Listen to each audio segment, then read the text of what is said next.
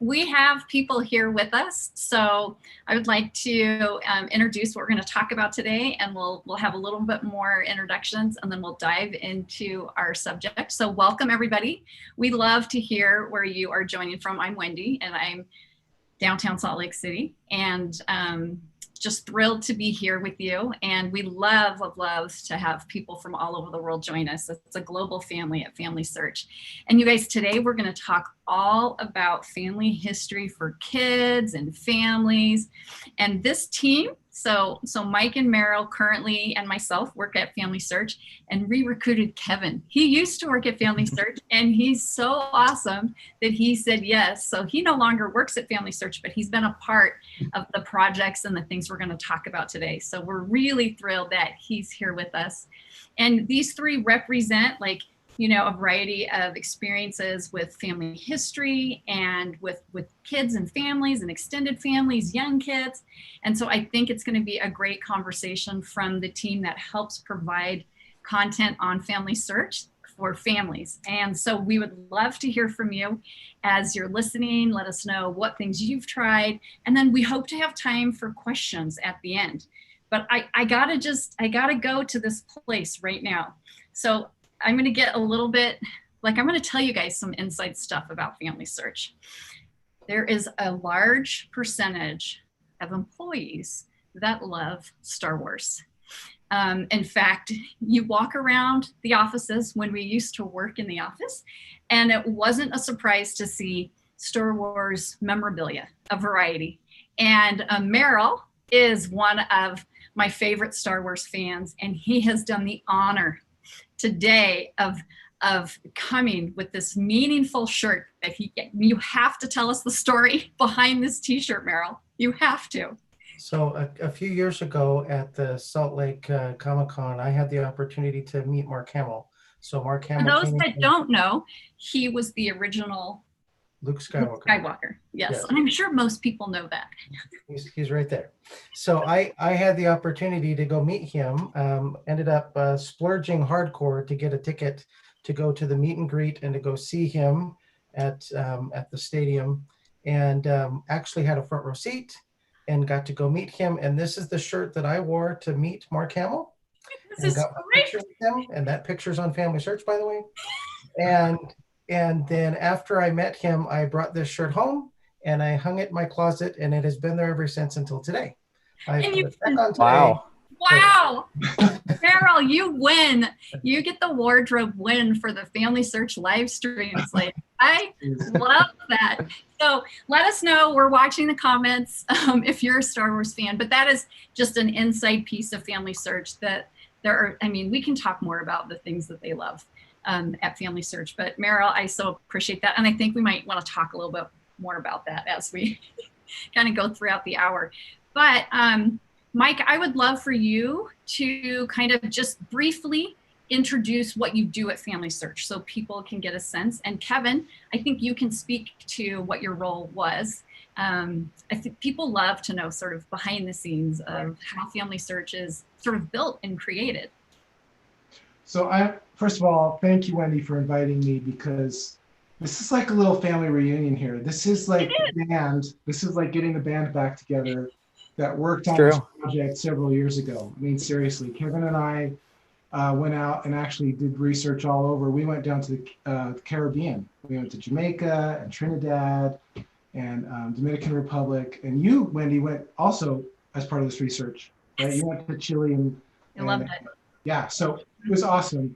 But my role is to really understand different segments of customers and what we can do to better serve their needs. So at the time, my focus was families and specifically young children and how we could engage them in family history. So awesome. Yeah, that's what brought us together originally, Kevin and me, to kind of look at that audience and where the gaps were, and then kind of respond to that with a set of offerings. I love it. And Mike, you're masterful at this. Okay, Merrill, tell us about your role. So my role actually now is what Mike's role used to be, and that's as the segment manager for children and youth and families. And I had the honor to work with this wonderful group to learn at Mike's feet, really. And then as he got a new assignment, he kind of just passed me the ball.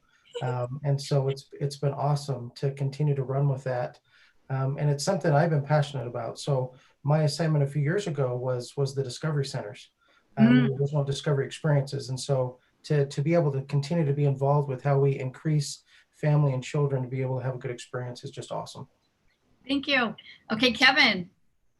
Yeah, I think going along with the Star Wars analogy, I think Mike would be the Jedi, the trainer, and then me and Merrill were his Padawans. I don't know what else I would say other than, yeah, I got the opportunity to learn both from Mike and Merrill and just try to help family history be fun and engaging for children. Oh, that's awesome. Okay. Yeah. Wow. Okay, you guys, everyone is loving this. Let us know where you are joining from, because we love to see, and I'll pay attention to the comments. But I think I want to jump right in. Why is it beneficial for families, to do family history together? Because a lot of people, we think about family history as sort of a solo experience. So Merrill, do you want to take that one? Yeah, and the thing is, when we, a lot of times people think about family history with their children, they think immediately about, well, I better go talk about dead people. And that's exactly what we probably don't want you to do, right? We want you to just talk about your family and really focus on what children care about, and that's them. And that's who they, hey, wait, hold on. Hold on. That was the major, like, you guys, we traveled the world and we proved this concept. Merrill, say that again. Who do the kids care about? The children care about themselves. Yep. And that's not a bad thing, right? Right. 7, 8, 9, 10, 11. You care about your little world. And so it's so important to talk about them with their family and who they know, who's in their circle of influence, and relate things to them based upon what their likes are. Mm-hmm. And so that's when you're talking about family and family history, then relate it to people they know. Talk about things. Oh, you like Star Wars? Okay, well, I like Star Wars, right? There's family history, and where's the connection?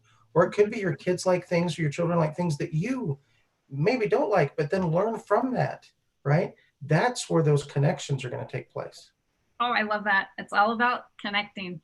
Okay, there were some things that we also learned while doing this research, and I always like to share what not to do. This is something that helps me oftentimes navigate. And so, Mike, what were the things that we should avoid doing when trying to engage families with kids in family history?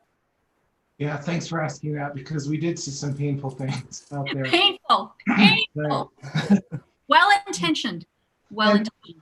First of all, I want to thank all of the people that are in FamilySearch that are doing the hardcore research and doing that really difficult plowing through records and all of that complex work, because that's what makes FamilySearch come to life and gives us all the data we need to give awesome experiences back to families and children.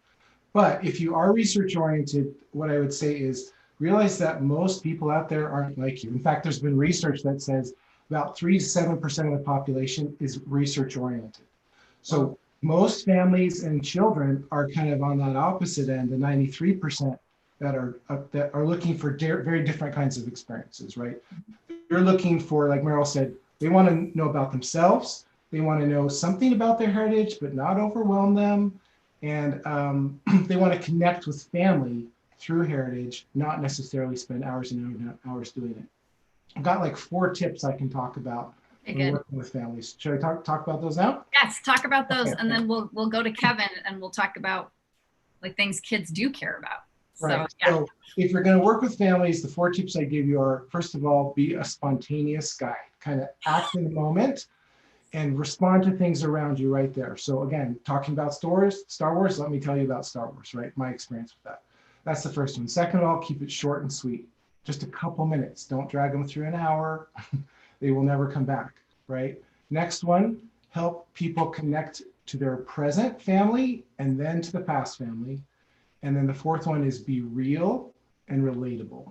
Don't sugarcoat your family, right? Be very real and authentic about what's happened, both the good and the bad.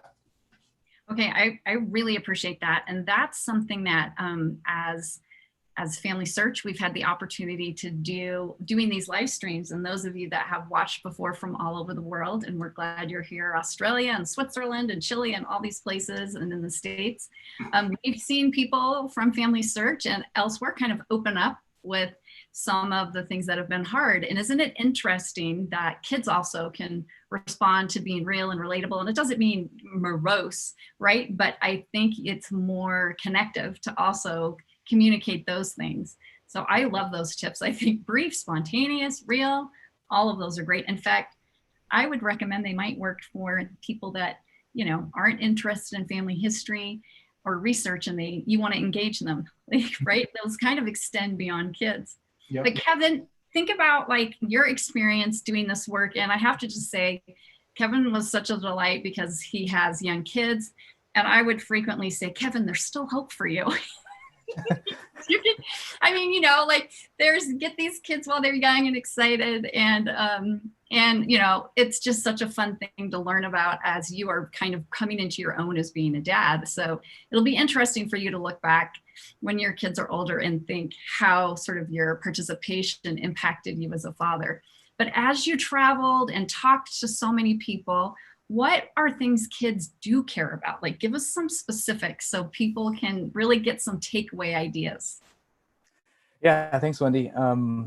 As already mentioned, I think the first thing that we learn that kids really care about is themselves. And so, find a way to make family history about them. And then as well, I think, as kind of has been mentioned, is making it personal. You know, make family history first about people they know about. And then you can bridge the gap to maybe deceased ancestors that they don't know about. For example, my son, his name is Dale. He's named after my grandpa, and he's never met him because he passed away when I was a teenager. But my grandma is a widow and she's still alive. And so we often visit her and talk with her over FaceTime. And it's a lot easier for my son to learn about Grandpa Hanks because he knows Grandma Hanks. And so one of our goals is actually help him have a relationship with Grandpa Hanks and kind of get to know him even though he's not alive. But we do that through Grandma Hanks, the person that he knows. A lot of other things are kind of common sense, and think about how children learn at school or just learn in general. Children care about being entertained, about using all of their senses. If they're not entertained, they won't pay attention. They'll start doing something else. And so that involves, you know, can you involve food? Can you involve taste? Can you involve touch? Music, exactly. That's a big one that I want to touch on later, but music is huge as children are growing. I think I'll stop there for now. Are there any comments or questions in the feed? No, I think we're good. And I think Lynette said, I thought this was interesting. She said that children can learn about their grandparents by comparing their own childhood with their grandparents' childhood. So if you're a grandma or mom, you know, I know my kids love to hear about stories when I was younger, especially if it was their age, right? And so maybe instead of saying interview grandma, you know, you could say, talk to grandma about her third grade classroom or her favorite, you know, her memories of her childhood bedroom or something, right? I think you used the word bridge, Kevin, or someone, it's important. Okay, Kevin, I have kind of just a moment that I remember you had gone on some sort of hike. I haven't talked to you about this. And I think you hiked a lot when you lived in Utah, but I don't know where you were somewhere, and you felt this like call to kind of continue on, and you found some like artifacts or some old metal or something, some sort of ancestral discovery in a mine. Was it in a mine? Oh yeah. Yeah. Yeah. And so it's so interesting to think about, you said senses, objects, things kids can smell, touch, see. So tell us just really quickly about that time you found something like an object and what it felt, and what it meant, and who it was about. Yeah. So we read about a story, me and my wife, about one of my ancestors who had a dream that they were broke. They lived in southern Utah, and they had a dream that they knew a specific spot where gold was like buried in a mountain. And so my ancestor woke up and tried to follow the same course that he followed in the dream. And it led him to a mine, or to kind of a cave that became a mine that had actually gold flecks in it, or little pieces of gold. And so we were planning a family vacation to Arches National Park. And I noticed right before we left that cave was kind of en route there. And so on our way there, we stopped, we hiked. And at the time my wife was pregnant. So she's like saying, get back in the car. Like, what are you doing? We got to go. And I crawled up the mountain and I see this opening and I go in this cave. And then kind of like you mentioned, there's just this surreal moment of, these are people that I've read about. Mhm. These are people I've never known, but I'm standing in the exact same place, you know, where they worked for generations. Mhm. And it was this personal connection that I can't describe, where it was like, there was this tangible closeness that was just really special. Mhm. Oh, thank you. And Mike, this is reminding me of when we were doing some work, and I don't remember which project, but you had started using Google Maps, Google Earth, and you were going back to, I think you lived back east somewhere, and you were able to find a home or a school or something using Google Earth, and then you shared that with your family. Tell us a little bit about that and why place, like Kevin described, is important. Place is really important. In fact, we saw this again and again and again, this desire for people to go connect with homeland or, you know, just ancestral places of significance, right? So again, bringing it close to home, when Google Earth came out, I was so fascinated that I could kind of zoom in to specific places where I lived. And one of the places that I went and visited virtually was my hometown where I grew up in New Jersey, Maplewood, New Jersey. And I zoomed in on the street view, and there was my house, 41 Kendall Avenue. And just a flood of memories came washing back to me, like all of these things I hadn't thought about in decades came back. And later I brought my kids in and I'm like, okay, I want to show you my home. I want to show you like the aerial view. See that's a tree, that's a chestnut tree. I used to climb that tree. This is the garage. We used to climb up on top of the garage. My parents didn't know about it. You know, I climbed out my bedroom window onto the roof here. My parents didn't know about all these things like came flooding back. And I even remember taking them to my grade school, right? Which had been around forever. I mean, that city is revolutionary in terms of how revolutionary times is when the city was founded. Very, very old things. I would take them back and say, this is the school where I went. This is on this corner, this thing happened. And it was just, I was able to kind of share things that I wouldn't have just remembered by myself, just by virtually visiting this place. And that's what this activity that we call Walk Where They Walked, right? Where you can think about, just go to places in your own life. If you don't know where your great-great-grandfather was, go to your own childhood places and revisit those with your family virtually. Oh, I love that. Okay, so place. Thank you so much, Kevin and Mike. And we're just happy that everyone is joining us today as we're talking about family history ideas for kids. And we've got some great comments. Let us know some of the things you've tried. But I think, Merrill, these guys talked a little bit about place, and something we know is important is kids. I think everybody likes objects or memorabilia. And another favorite Merrill story is you are such a super fan of Star Wars that last summer, you went on an epic trip and you made something. This is something that I think tells like a story that as a grandfather, you're not a grandfather yet, but you might share. Can you share share the story, please? Yeah, so again, because I'm a hardcore, I had to go to, Disneyland to go to, Black Spire Outpost to build this. You built it. I had to go build my own lightsaber. What was cool is somebody went with me, and actually, because I went by myself, I'm one of those dads who didn't take his kids to Disneyland. So I just took myself. And so I built this, but somebody filmed me doing it, and I actually posted it. And to come back and have all my children be so excited to hold this, yes, to light it up. And I mean, to them it was, you want to talk about touch what they touched, right? The kids were so pumped. I got to hold Dad's lightsaber. And all my children, the second they saw it, can I hold it, Dad? And they did things with it, and I got pictures with it. Yeah, but this is mine. Thank you. Wendy, can I tell a story about this in Merrill? Yes, tell a story. So he posted that video on Facebook when he came back. And if you could see the look on his face when he lights the lightsaber, and there it is, right?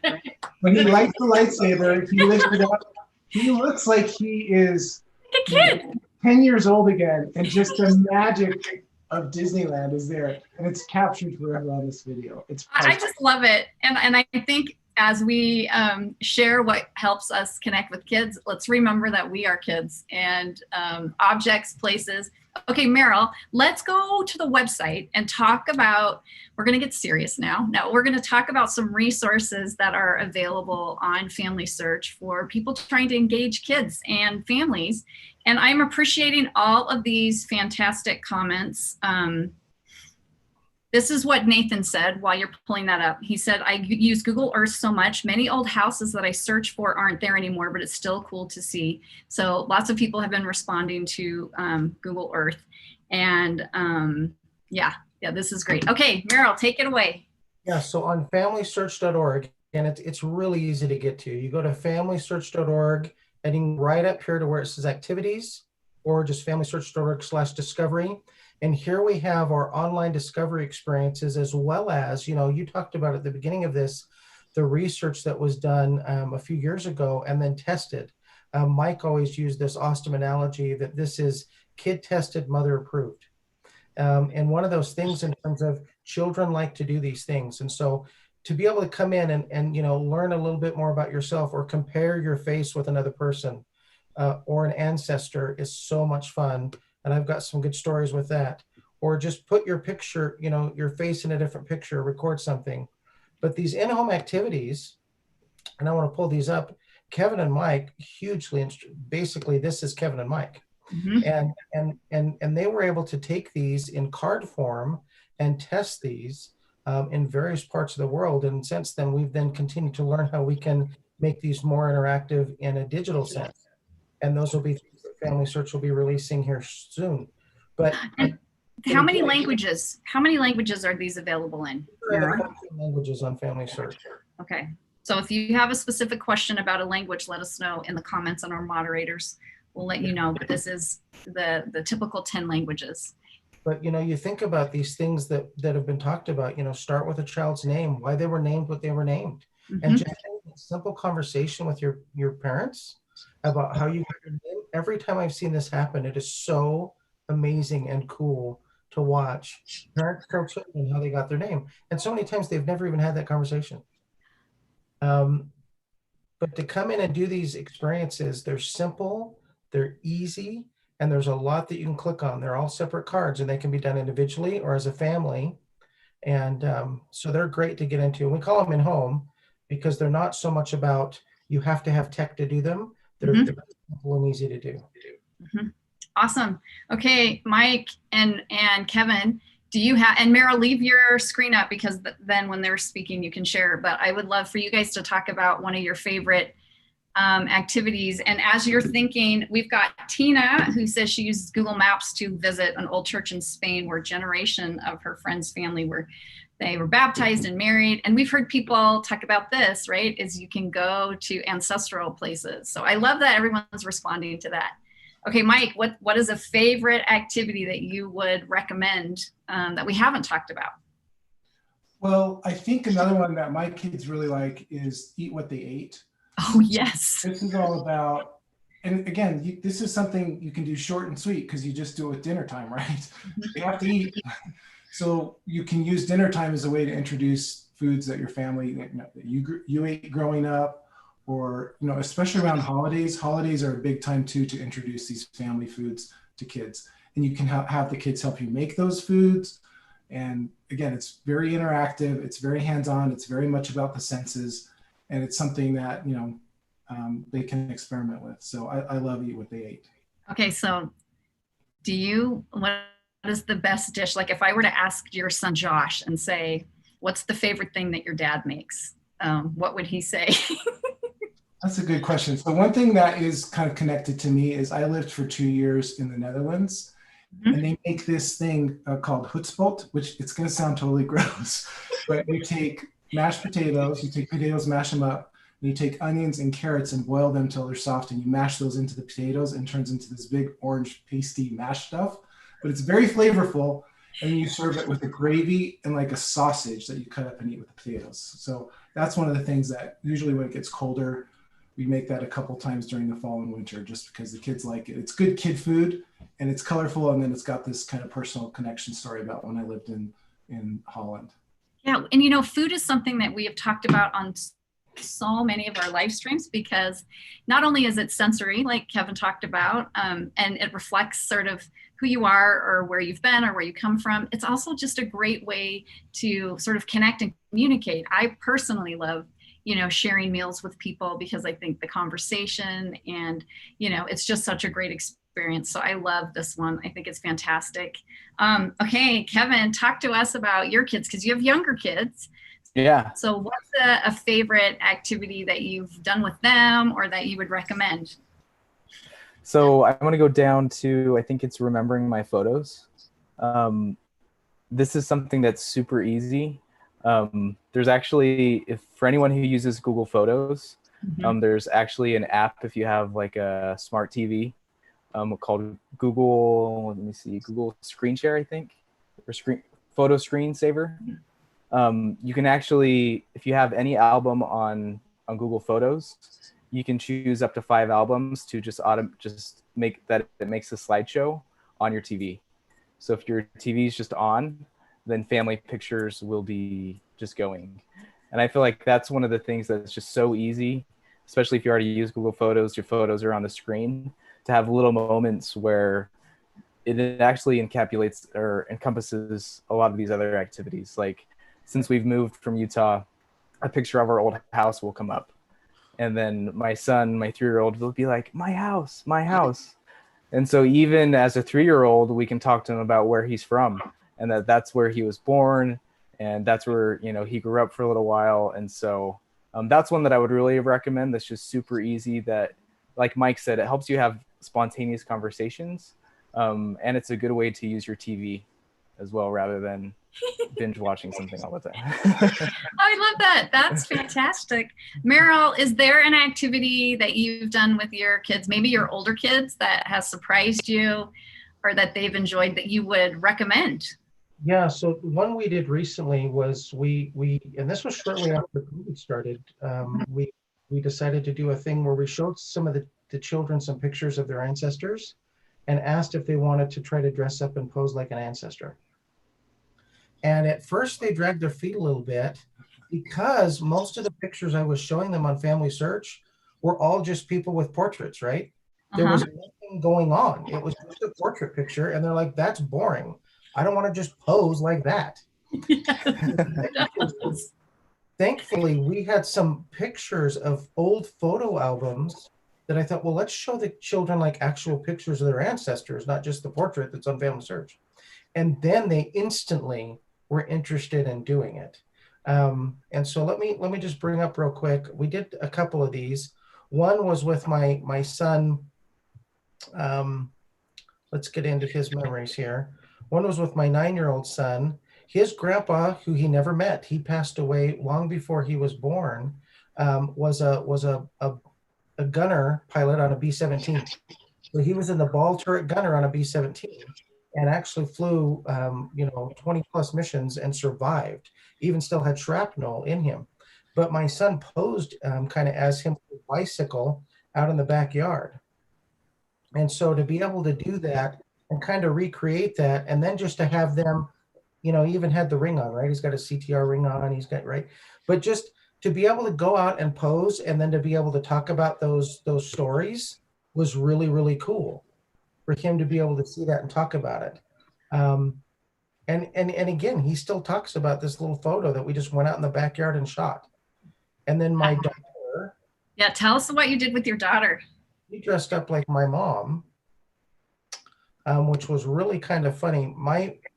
And this is, of course, their grandma that they know. But they were like, well, they were blown away when they saw this picture of her grandma. Right? Oh, wow. Look at that hair. But again, my daughter's got this big poofy hair, and my mom had this big, and this is about the same age. And we even went out in the front yard because there was free out in the front yard. We could pose it like, but again, for them to go do those things. And then when I sent this picture to my mom, she was so embarrassed. She's like, I wore that? And she was just dying. But again, it creates this connection that I dressed up like an ancestor, and or someone especially that I knew. And to have that conversation, it creates that connection. And it just worked really well. But again, we had to find pictures of them out doing things, not just stiff portraits on FamilySearch. Okay, I love it. And this is just such a great conversation. I want to go to understanding how you've connected with extended family during COVID. And I think, Mike, you've had a few experiences. Will you share with us about that? Yeah, so we just had, on my dad's side of the family, so my dad and his 5 siblings are all still living.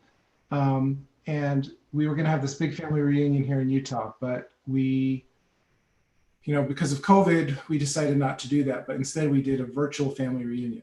And, oh, boy. Yeah, so it was kind of a little scary. We kind of threw it together last minute. But we decided to do this through Zoom meetings, and like over the course of 5 hours on a Saturday. And we had breaks for lunch and things like that. But we had different things throughout the day that they could do virtually in these Zoom meetings. And then the other thing that we did, in addition to the Zoom meetings, is we set up a WhatsApp chat group that we could share things that were happening through the day on the chat group for people that weren't able to dial into the Zoom meetings. How many people are we talking, and how many generations? So there were 4 living generations involved that had descended from a 5th generation at the top. Okay. Right? So people as old as 80 and down to 1 year old were connecting. And there was a bunch of fun activities that we did throughout the day. We tried to cater to all kinds of different interests. So the first thing that we did, the very first thing we did is we did this kind of little yoga thing where everyone, as we're gathering in the Zoom meeting, could watch one of my nieces lead us in a yoga session. And then you could see everyone doing the yoga poses throughout it. So it was kind of an icebreaker thing. And then after that, we had every of the major families, so 6 clans, do a 5-minute PowerPoint presentation about what had happened in their family, and then 5 minutes of cute questions and answers that were follow on to that. So that was a great way to kind of get caught up on what had been going on in the last 2 years since we last met. Okay. Did your kids pay attention? Did they like that? They were in and out during the day, and that was the thing. So yes, for some of that, they were very engaged. For some of the other sessions, they checked out and went elsewhere, and then they came back later. One of the big hits, probably the most fun thing, was at the end, we did a virtual talent show. And we weren't really sure what to expect out of this, but so we got all kinds of video submissions that we just kind of strung all together and played as a talent show. And there were things like, here's a painting that I painted, or here's a tour of our family garden, or some people did lip syncs to different songs from different musicals, and it was just hilarious. I mean, some of the things that we saw, I never imagined people in the family doing, and it was just the comments. We had a chat going during it in Zoom, and the comments that were coming through it were just amazing. Just people were having the time of their lives during this virtual talent show. Well, was there anyone who did a talent that surprised everybody? Yeah, actually, my brother Rob did a lip sync to Gangnam Style, that dance. Yes, yes. We had never seen him dance before like that. We didn't even recognize him at first because he had his hair all slicked back. And the whole family was just like, my brothers and sisters were saying, is that Rob? Is that really Rob? Who is that? And it became one of these things where people asked us to post the video out on a Google shared photo. So they wanted to go back and see it again and again. So just lots of fun memories, and really felt connected. After it was all over, we opened it up. After the formal close of it, we just said, if you want to stay here, we'll create Zoom breakout chat rooms where you can go off. And me and my cousins decided to do a chat room, and we just really bonded for like an hour talking about memories and also about what was happening in our own lives personally. And that was something I didn't really plan for, but it was super emotional to just reconnect with those cousins. It was an amazing experience. Oh, I thank you so much for sharing that. And I think humor, right? Humor right. And just, being vulnerable is something that's important, regardless if you're trying to connect over family history, right. just to connect with people. Right.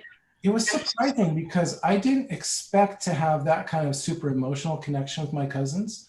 But because of these fun activities during the day, it kind of loosened us up and primed the pump. And then when we got to that moment, there was about, I don't know, 15, 20 of us together in just a chat room just like this. And people started sharing what was happening in their lives, and a lot of listening and just connecting, and just super, you know, we decided every quarter we want to do a cousin chat like that. Okay, I love that, Mike. That is awesome. So if you've experienced doing a virtual reunion, let us know.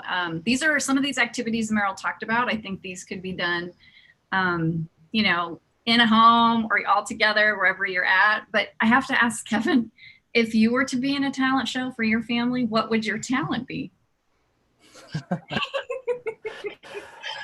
Man, that's a good question.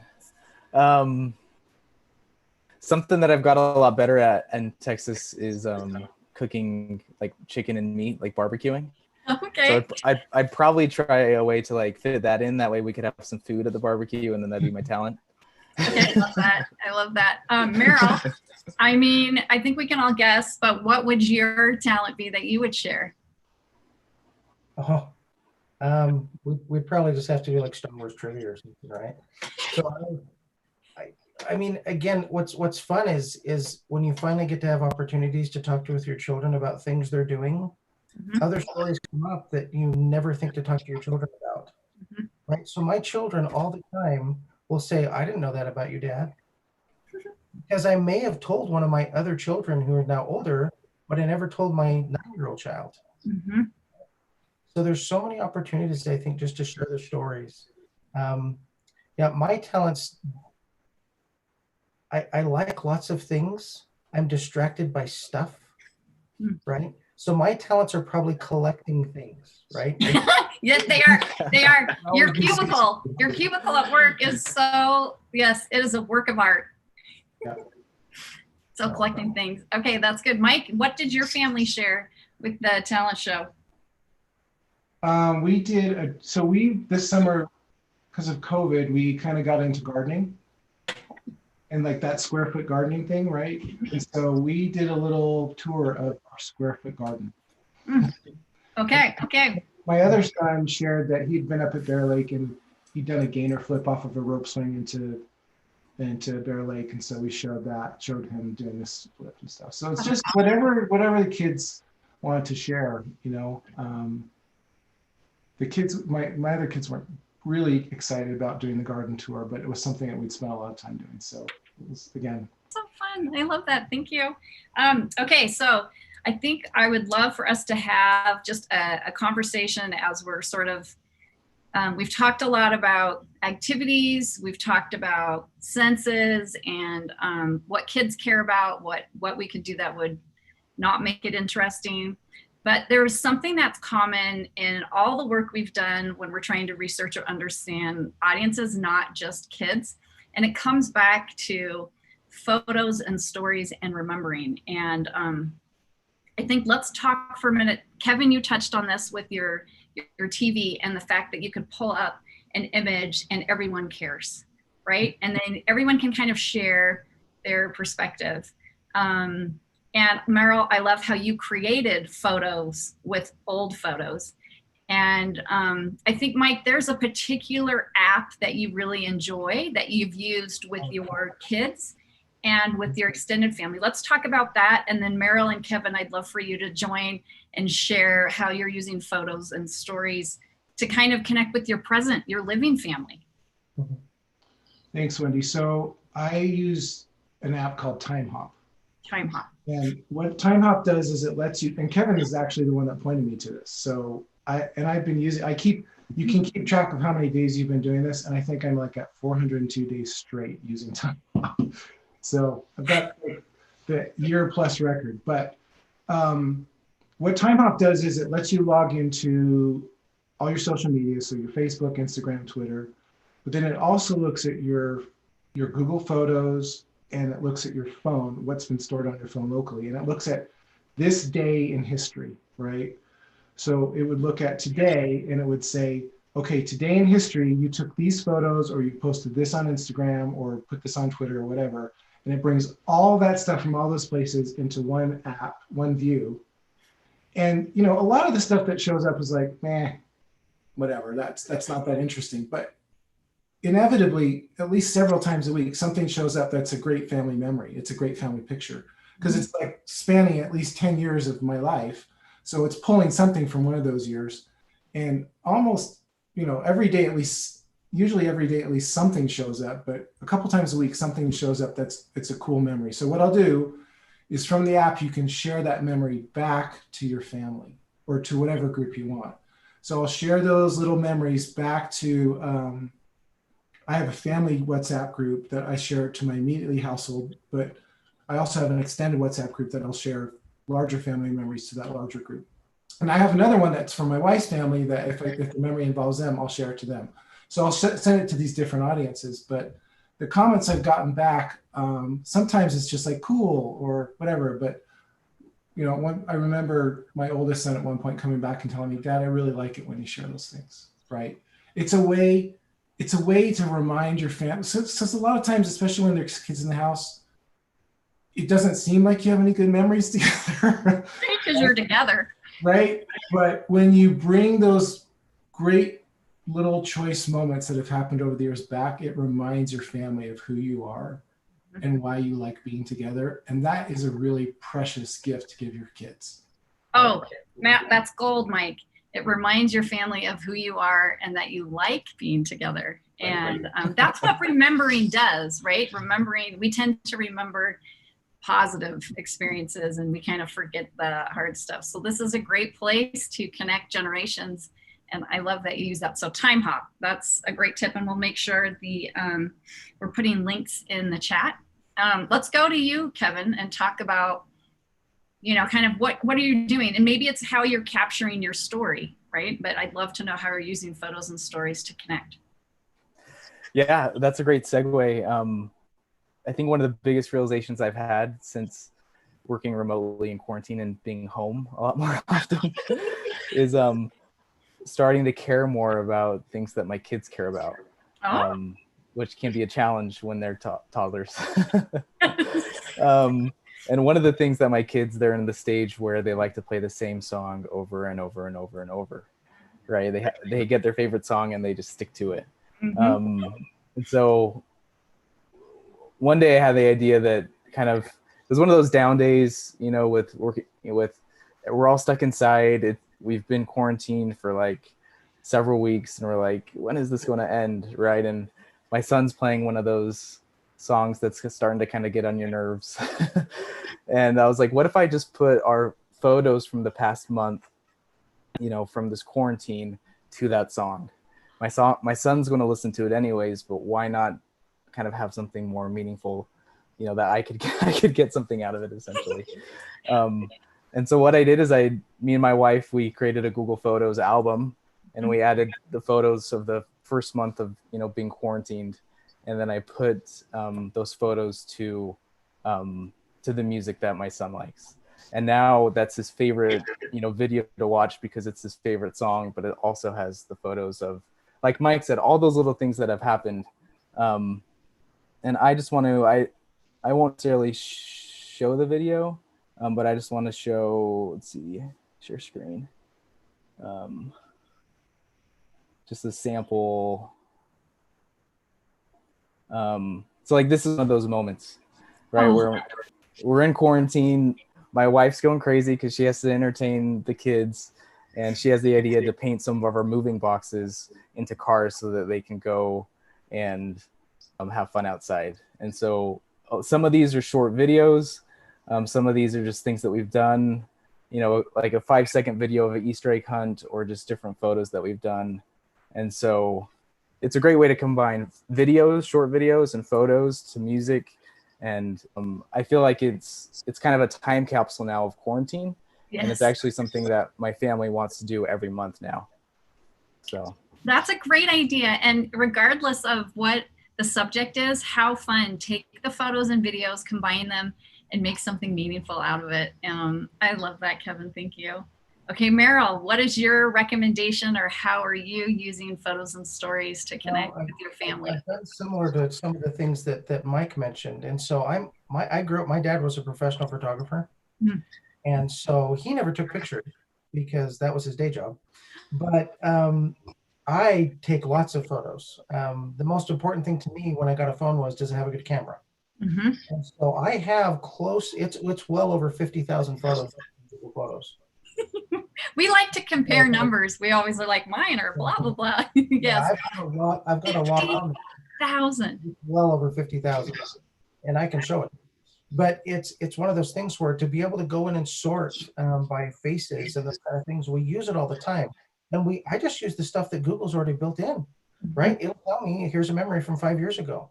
And it might be at the dinner table. I keep it short and sweet, like Mike talked about. I'll see it and I'll be like, oh, I remember that. And I'll just pull it up and show the kids. And then off they go talking about that memory. Or, oh, look at what I look like, right? And all I had to do was show a couple photos that Google prompted me on because it remembered that memory of when it happened. But one of the things we did in quarantine, we weren't able to go on our family vacation. And so we did a staycation because That's right. but what my wife had to do, and again, it was so easy with Google Photos, is we just took a little bit of time. And actually what we let the children do for our staycation is they each had a day they were in charge of. And that was their whole day to plan. But one of the things we added to it as parents, and it was my wife's idea, was let's just show them some of their baby photos at the start of that day and let their siblings see it. And of course, it was super simple to do because I had it in Google Photos. Yes. We just throw it up on the TV and show the baby pictures. And of course, the brothers and sisters, even though they don't like each other occasionally,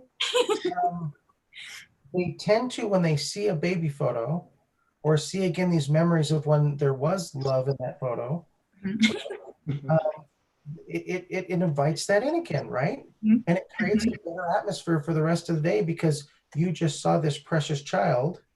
So now let's go do this activity together. And it really worked well, and it works well now. I mean, all the time I'll show stuff. Just, oh, look what came up as our highlight today from Google. And it just happens. I love that, Merrill. I think that's a really compelling thing. I think we could do that for colleagues. If we're in a meeting and someone is maybe, things are going a different direction, let's just pull up a baby photo and say, we're like, okay, we're all on board. Like maybe we should all start a meeting where it's our baby photos behind us. Like, I think that would be so fun. You guys, these are fantastic ideas, and we've got people commenting and asking, or sharing what they've done with photos and stories. And I think as we wrap up, I would like you each to kind of share sort of one final message. And the thing I would love to hear from you is how has working at FamilySearch and understanding the benefits of family history impacted and changed you? And Kevin, I think you especially, because you left the family, you went to another job, and we're all still really mad about it, but we miss you. But I think we have a unique experience where not only are we understanding our own family history, right, and our living history, but we see how it impacts others. And so I think that, I know it's influenced me significantly, but I would love to hear from you as sort of our final wrap up, how you've been changed. And let's go with Mike. We'll start with Mike and then Merrill, and we'll end with you, Kevin.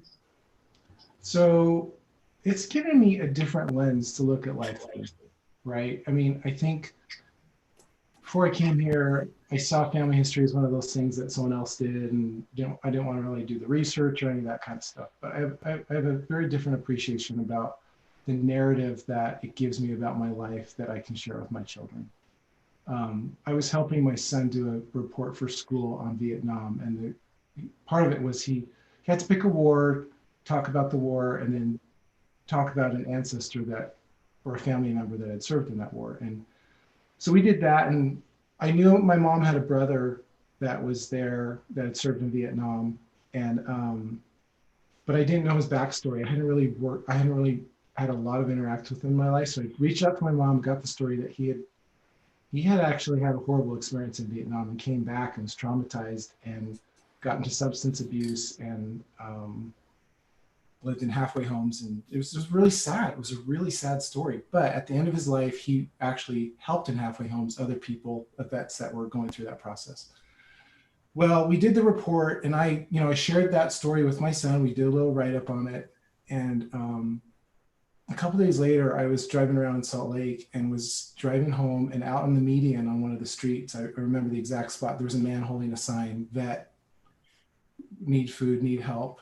And all of a sudden, I just saw my uncle in this person, right? I saw him, and I just felt so compelled to help him, right? Because of that, what I had learned about my own family. And I had walked by people like this before, driven by them before, but I had never been so moved as I had when I saw that person on the street. And for me, what family history has done, and learning your own history, learning the history of your ancestors, but your own family, is it's just what opened up the well of empathy that makes me see life differently. And I want to give those kinds of experiences to my children so that they see life kind of differently and have that empathy for all kinds of people that they may not have had before. So I love that about family history, and the way that it opens up empathy for us and gives us reservoirs that we can have compassion and want to reach out and help others and see them for who they really are, see them differently. Oh, Mike, that's beautiful. Thank you. Merrill, good luck following that. I'd rather not. No, I think the thing that's just been so fun for me and been such a great blessing the last, with this current assignment and other ones that I've had, is it's so fun. My favorite part of my job is seeing people just light up because they've learned something, or see people, and I hate to use the word cry, but get emotional. We love that. I love that. Right? That's the favorite part of my job. That to me is where I know I've done what I needed to do to help this person make a connection. And so that's what I just love to be able to do it. If we can create experiences that because someone used it, it touched and changed them or touched the people that they interact with forever, that's what I want to do. And that's what I love to see. And that's what I love to participate in. And those are all the memories that stick with me. I mean, I still remember meeting people at library conferences 10 years ago. I've still saved some things that they shared with me because it was so moving to me. It's not even my family, but it was so powerful because we had that connection together. And I think about, what about can we do for our children?